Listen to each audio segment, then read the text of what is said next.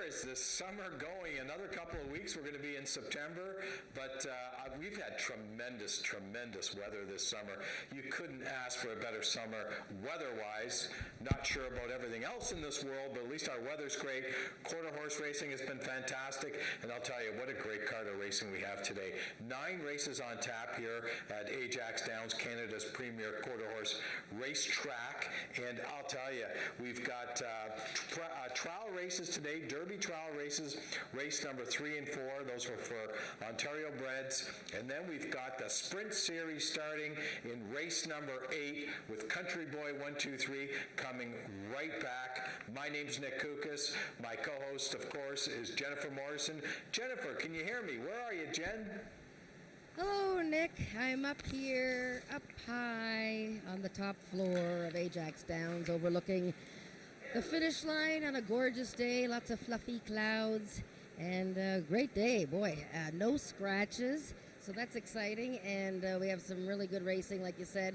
One of the good things, or the only good thing about shortened season, and it's sort of compressed now, is that every Wednesday, we have another big race of some kind. Today we have like 4 big races. We have the Sprint Series, Leg 2, we've got the Derby Trials, the Ontario Bred Derby Trials, and then the last race, another fantastic race with Feisty Icon and others. So every week is fun to look forward to. Yeah, we've got 2 Wednesdays left on the calendar. We've got August the 26th, and then we've got September the 2nd. I want to remind everyone back on, starting on Labor Day, which of course this year is on September the 7th, we'll be running Mondays from there on in until the end of our meet, which ends on October 26th. Well, without further ado, let's jump right in on this 9-race card today. Let's look at race number 1. It's a speed index event. These are 3-year-olds and up, which have never been better than 90. We got a compact field of 5 in here. I think you and our selections, I went one way, you went the other way. I went 3-4 Tres on Fire with Mom's Extravagant Heart, and you did the reverse. What was your thinking behind this? Well, I guess I sort of lent a bit more towards accomplishments / maybe class. Whereas Trey on Fire is, certainly improving, and he raced in an 85 speed index last time, went third to Shake It Twice, who we know came back and won the Ontario Sired Stakes Derby. Another horse from that race, I'm Speedy, came back to win as well. I really am a big fan of Trey on Fire. He's got a wonderful closing kick, and he, obviously likes the 330-yard distance. Mom's Extravagant Heart is who I picked. I didn't think his race last time, he started very well. He closed mildly. Yes, I was actually talking to his breeder, Dean Link, earlier today, and he confirmed that the horse wants more distance. There's no question about that. But you know what? He won going 350. This is 330. First time Lasix. And when Chantal Bourgeois added Lasix to Shake It Twice earlier this year, she went off and won a stake race. Okay, I just want to let everyone know I'm a numbers guy. I did pick the 3-horse Tres on Fire. This horse has a 20% chance of winning, whereas the Joe Taveras horses have a 40% chance, and the Chantal Bourgeois horses have a 40% chance. So I went with the underdog in here. Tres on Fire, race number 1. Let's move on to race number 2, a speed index event. These are 3-year-olds and up. 80 and under the average in here. And you went with the 6-horse Dynalicious in here, making her debut for 2020, and I went elsewhere. I went with the 5 Hanover Hill Dashing. Tony Phillips, who's been kind of cold the last several weeks, I think is really going to have a pretty good day today. Well, I hope he didn't just put the hex on him there, but anyways. No, I took the hex off of Tony Phillips, by the way. Okay. Well, this is the first leg of the pick 3. It's not noted in your program, but we always have a pick 3 starting on the second race, and, look at Hanover Hill Dashing is doing very well this year. Big chestnut fellow with a white face, but I think Dynalicious is a standout here. She's won more races than any horse in the race combined. She's won 8 races in her life. She's 2 for 5 at the distance. All kinds of class. She's got bullet workouts. Okay, so she has to go 400 yards off of a lengthy layoff.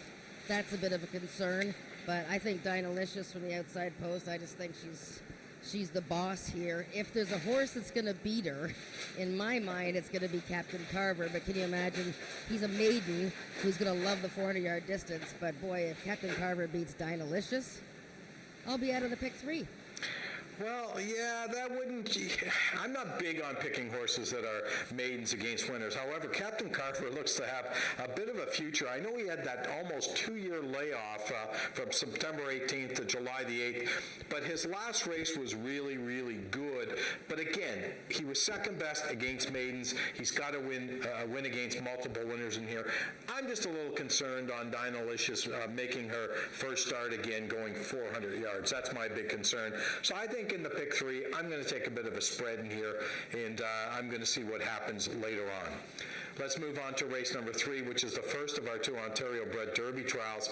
$9,000 the purse, 300 yards to distance, and I think this is the tougher of the 2 Derby trials in here, because I think there's several horses that can win this race.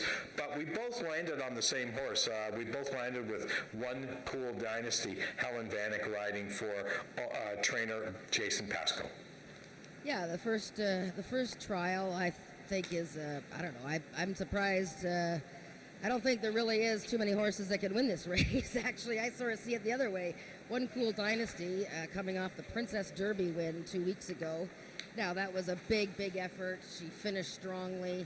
She actually cuts back in distance, but she's in an Ontario-bred race, so it's a class drop, as it were. I think A Lone Hand is a good horse. He's had all kinds of issues with the gait this year.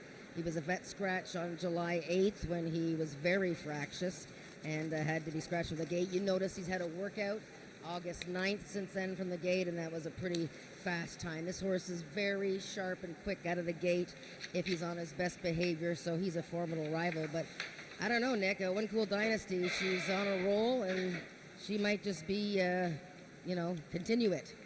Well, it's the beauty about horse racing. I mean, you get 2 analysts who look at a race and they look at a couple of races and they see things differently. So I think that creates a lot of healthy discussion in here.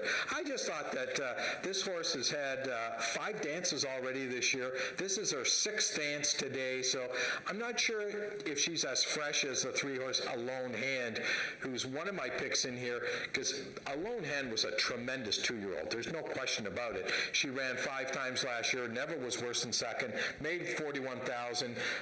She broke well last time. She was second best to an older horse called Trez on Fire, who's running on today's card. I just think this horse can improve, where I see race number 4 as strictly a 2-horse race. So that's the beauty of having differences of opinion. Let's move on to race number 4, which is the second of our 2 Derby trials today. And again, I think this is a 2-horse race between Silk and Siri, the 5, and the 3-horse Easy Street. Yeah, that's how I picked it. Silk and Siri being the selection here over Easy Street, with a little mention to Jess Carolina's award. But Silk and Siri is coming into this division, this trial, fresh. Interesting that she had 3 starts. She won 2 of them. She qualified for the final of the Princess Derby, but her interests elected not to run her in the Princess Derby, preferring to come into the Ontario bred trials and race as a fresh filly. She's a stocky type. She's a very gritty horse, and she looks very smart in here. But Easy Street is, our champion 2-year-old from last year. He's first-time Lasix today. He, that last race, he was in so much tougher. Horses like Spy for the Senate, a stakes winner. Chicks Dig My Money Bags.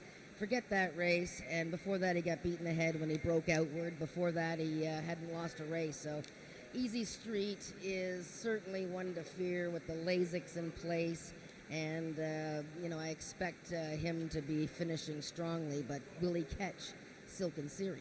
Yeah, I see Easy Street winning the race, but Silk and Series has run tremendous. And if I'm not mistaken, Jennifer, correct me if I'm wrong, Silk and Series was entered to run in a stake recently, but they opted not to run the horse. Is that correct?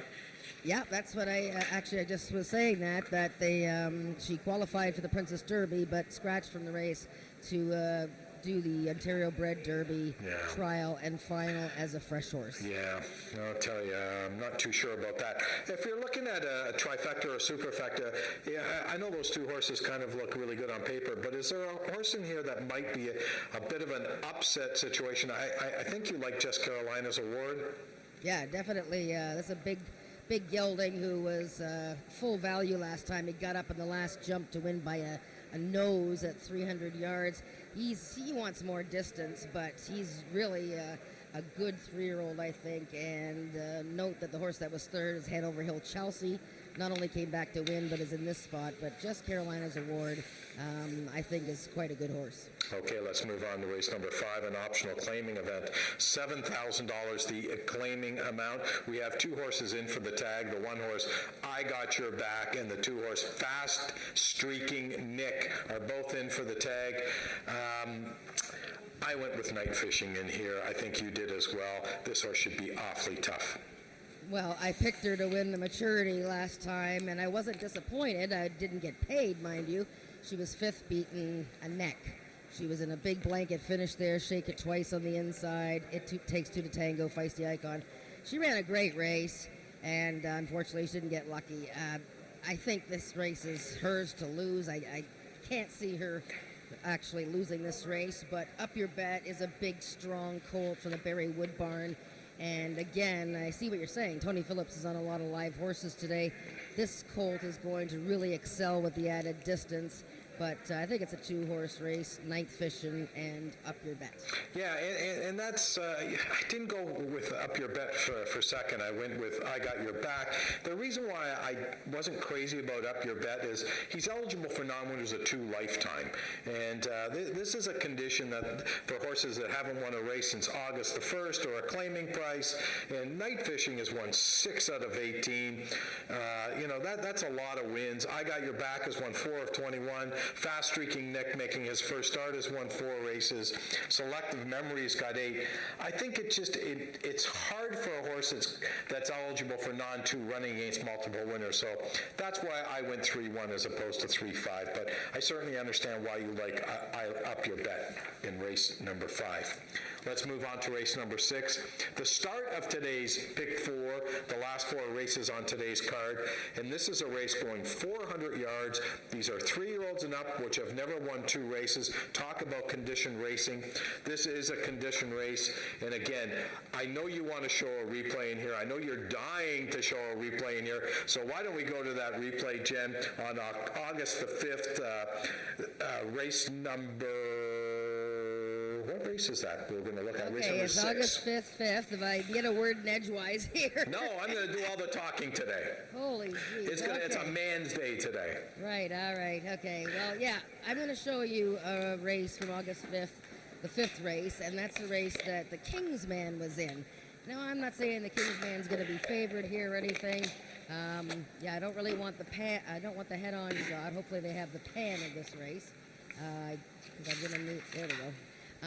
And let's watch him here. The reason I'm showing this replay is not just because the horse ran well last time, but because this race he's running in today is 400 yards, and it's going to be something different for him, and it's going to be something different for a couple of these horses. Let's watch him from the rail in his last start, August 5th, 20th. August 5th, 2020. Okay, so I Am Potato is the one that takes the lead here. The Kingsman isn't like rapid or anything. This is a long striding fellow. Now I want them to run it past here. Runs very well, runs second. Well, watch him here. This horse is just like getting going in the race, okay? There he goes past I Am Potato. I realize that horses ease up after the wire, some of them, or some horses like to keep going. But I thought that the Kingsman, just watching him in his first few starts this year, since arriving at Ajax, he's an improving fellow. And he's got this long, smooth stride that is really, really interesting. He's going to love the distance, I think, Nick. Is it going to be enough to beat probable favorite Eagle River Cowboy, who's right on his outside? I don't know. But I think between the Kingsman and Eagle River Cowboy, that's your exacta. Well, let me tell you a really quick story about galloping out. When I was in California back in 2016, I was watching a race that California Chrome was in, and I was with the owner of the horse that ran second. And after the wire, this horse that ran second, I won't mention his name because you'll know who the owner is, galloped out way ahead of California Chrome. And I looked at the owner, I said, boy, I said, your horse galloped out really, really well. And he looked at me with an eagle, just a mean face, and said, you tell me when you get paid when you gallop out strong, because until you do, I don't really care. So that's my story on galloping out strong. So hopefully this horse will gallop out strong before the wire and not after the wire. Let's move on. Selections in there. I went with the 4 Eagle River Cowboy myself. This horse was very strong last time, going 400 yards. Was 10 cents to the dollar. That's something you don't really see too often in any type of race. So I know we're both on that one right there. The Kingsman, of course, is a horse that can hit the ticket.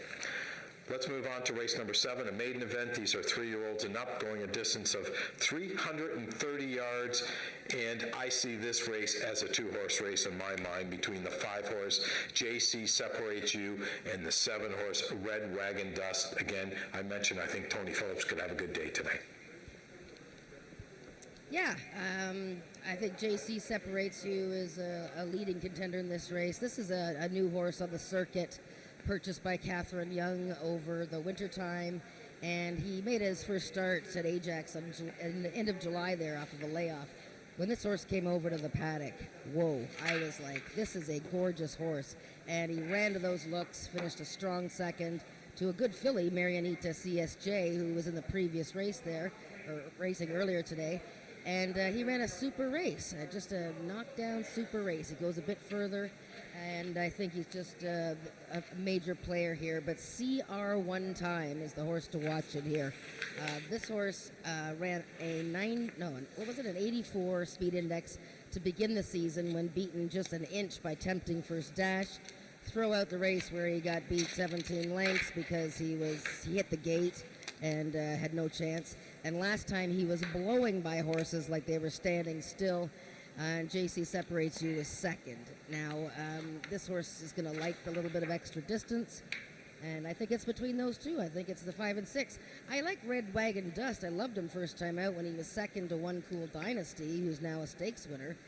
Thought he was a little bit flat last time against these two. So we'll see how he does against the 2 Oklahoma breds. Now, I agree with you on the second start on Red Wagon Dust. Do you think possibly it could be a bit of a bounce? Because I thought he was great first time out.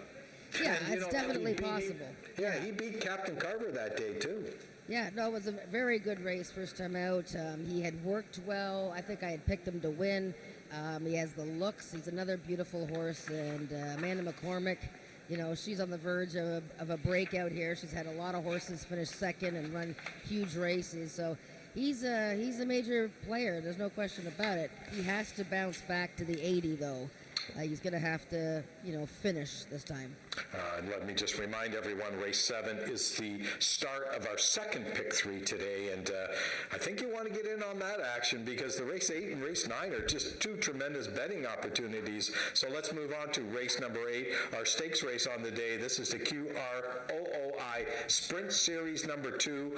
220 yards is the distance, and what can I say? The champ is back. I know you want to show 2 replays. I'll leave the floor to you, Jen.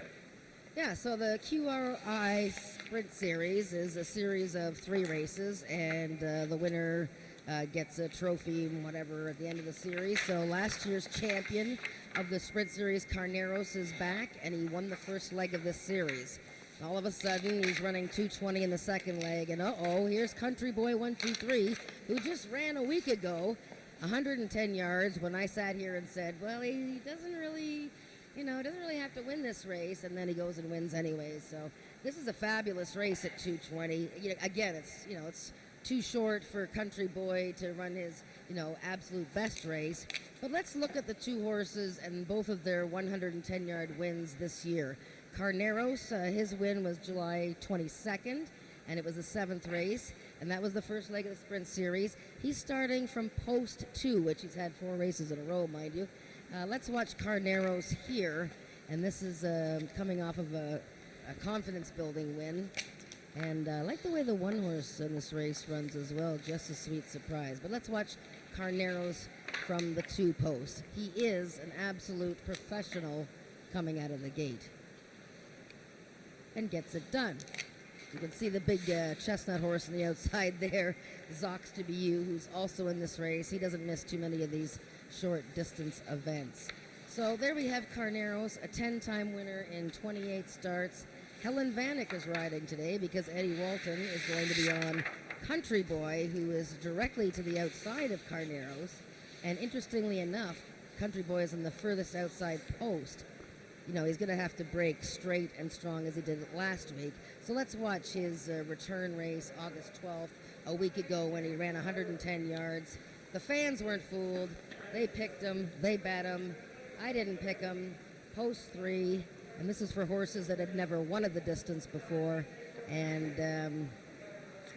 there you go. Country Boy with the white blinkers.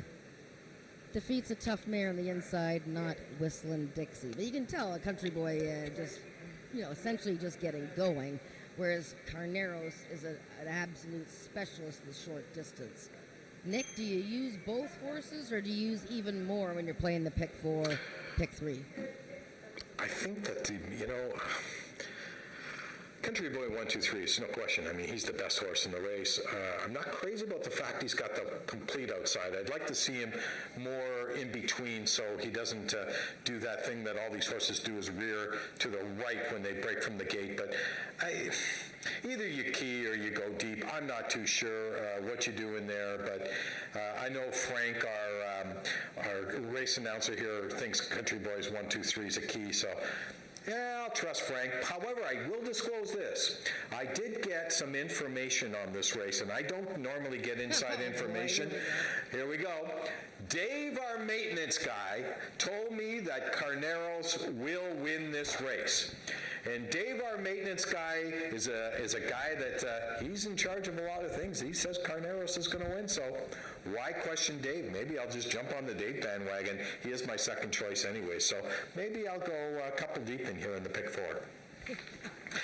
Race number 9 is the final race on today's card of racing. It's a speed index event. These are 3-year-olds and up with an average of 90 and under. And we've got another champion running in this race, Feisty Icon for Richard Kennedy. Yeah, it's fun to see Feisty Icon. This is the second time he's been in a speed index race in his entire career, and that's a career that's seen him win 18 races. So he's been wonderful this season, the first, the second, the third, 3 starts. He's always closing. He actually he couldn't catch up to Gatlinburg 2 starts ago, and Gatlinburg, of course, was your pick, Nick. Mm-hmm. Picnic? Picnic again. Yep. July 22nd, when he broke out of the gate and was gone, and Gatlinburg, obviously, on the rise, has another inside post. So I think it's between the two of them. I don't really see, I like I Am the Eagle. I think the fact that he gets out of the rail post position finally is going to help. He's had a bit of an issue at the gate last time, got very upset and was throwing his head around, and that was pretty much the end of his day. But between Gatlinburg and Feisty Icon, I think you might have that race covered. What do you think? Yeah, I agree with you. I went between those 2 horses as well. The one horse I want to mention in here is the 7 horse, I'm Speedy. He's not good enough really on paper, but he exploded last time. I mean, he ran a really, really good race, I'm Speedy. So I wouldn't throw him out of my exotics. And of course, the other horse I want to mention is Ice Witch. I'm not sure what happened last time. He didn't race that great. Maybe it was because it was a stake race. But I'll tell you, the start before, when he beat Easy Street and I Am the Eagle, he was really good. Yeah, well, that was another case of a horse running very hard off the layoff. He was all in, ran a 91. That was close to one of his best races ever. And he was flat as a board last time, like you say, in a stakes race. Yeah, great card of wagering here at Ajax Downs. Hopefully you can be with us all day. I know Jennifer and I will be with you all day, giving you our insight as we go race by race. Thanks for joining us. We're going to take it upstairs now to Frank Ferrari for the changes on today's card of racing.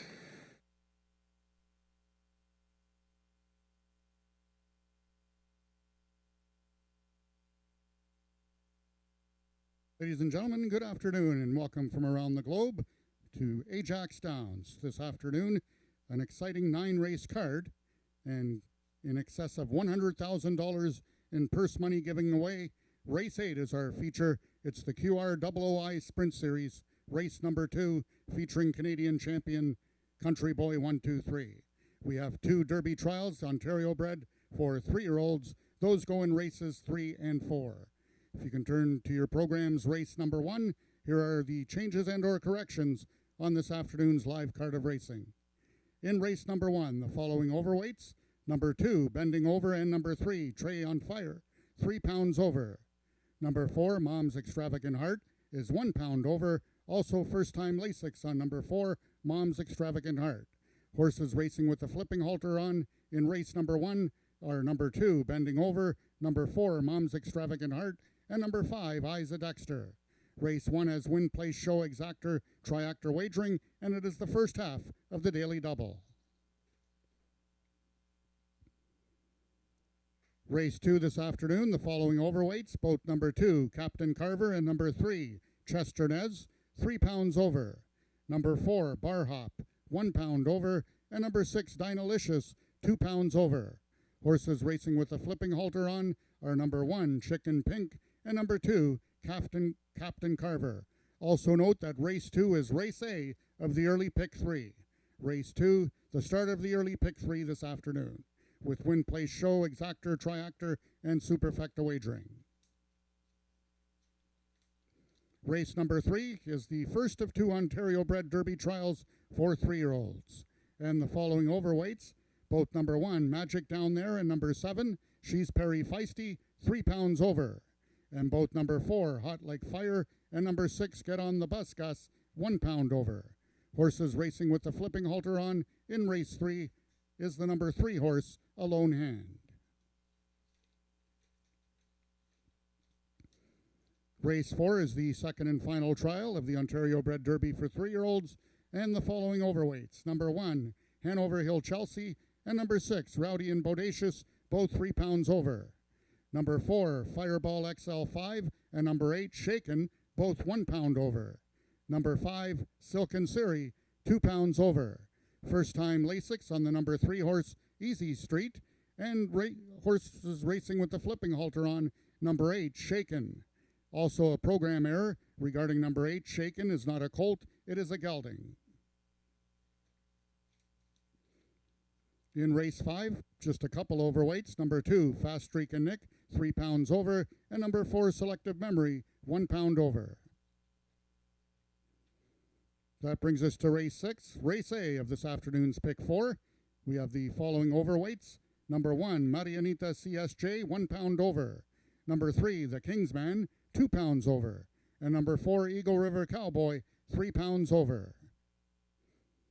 Horses racing with the flipping halter on number 3, The Kingsman. Race 7 begins the late pick 3. That's the 7th race this afternoon. And the following overweights: both number 2, This Chick Rules, and number 4, Chick's Got Me Wonderin', 3 pounds over. And number 6, CR One Time, 2 pounds over. Horses racing with the flipping halter on number 3, Sweet Night Fever, number 4, Chick's Got Me Wonderin', number 5, JC Separates You, and number 6, CR One Time. That brings us to the 8th and feature race of the afternoon, the QROOI Sprint Series, running for a purse of $22,850. In that race, the following overweights: both number 3, I Am Potato, and number 6, Country's Coming Back, 1 pound over. And both number 4, Arctic Fame, and number 9, Country Boy 123, carry 3 pounds over. Race 8 is the first half of the late daily double. Horses racing with the flipping halter on in race 8 are number 1, Queen's Award, number 4, Arctic Fame, and number 8, Carneros. Changes for the 9th and final race of the afternoon: the following overweights: number 1, Gatlinburg, and number 3, Feisty Icon, both 3 pounds over, and number 4, I Am the Eagle, 2 pounds over. Horses racing with the flipping halter on: both number 4, I Am the Eagle, and number 5, Ray of the Night. Those are the changes thus far in your program. Any further changes or corrections will be given to you before each race. The main track conditions are listed as fast, It's 23 degrees Celsius, 73 degrees Fahrenheit. The wind is from the north, so the horses will be running with a headwind this afternoon, 15 kilometers an hour, which is 9 miles per hour. Race 1 post time is at 12:55 in just 5 minutes.